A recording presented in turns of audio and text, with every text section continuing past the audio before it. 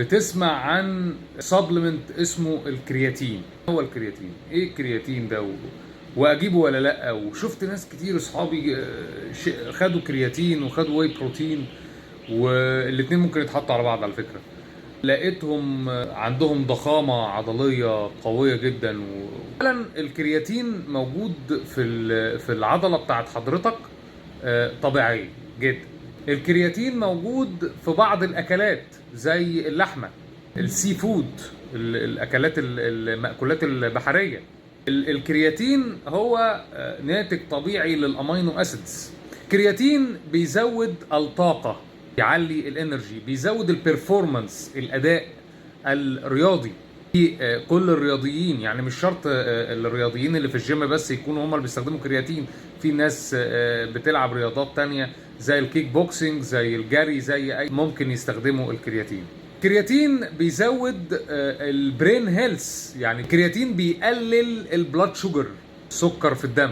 اكتر ناس بتحس بمفعول الكرياتين هم الناس النباتيين، الفيجيتيريانز، اللي ما بياخدوش لا سمك ولا لحمه وما بيحسوش بالكرياتين. في ناس كتير قوي خدت الكرياتين كسبلمنت وما عملش معاهم اي حاجه، وما عملش معاهم اي افكت، ولا حسوا بالضخامه والنفخه العضليه اللي الناس كتير حست بيها.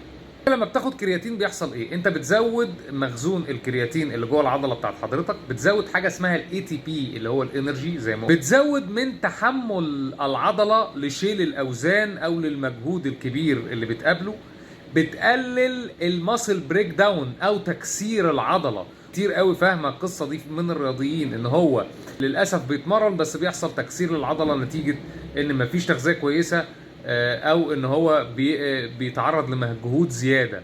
بيزود الووتر الماسل او بيزود الهيدريشن في العضله، بيزود كميه الميه جوه العضله، فبتحصل النفخه اللي انت بتشوفها دي.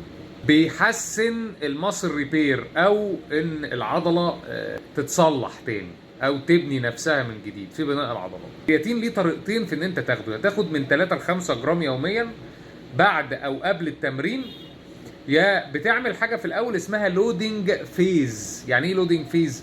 يعني بتاخد كميه كرياتين كبيره في الاول، اول 7 ايام، اول اسبوع من استعمالك للكرياتين، بتاخد من 20 ل 25 جرام مقسمين على 4 أو 5 جرعات، يعني كل 6 ساعات مثلا تاخد 5 جرام في الجرعه، توصل من 20 ل 25 جرام يوميا لمده 7 ايام، وبعد كده تقدر تستخدمه 5 جرام يوميا او من 3 ل 5 جرام يوميا عادي جدا. انا شخصيا احب ان انت تستخدم من 3 ل 5 جرام يوميا عشان تقلل او تتفادى السايد افكتس، او السايد افكتس ما تبقاش عنيفه.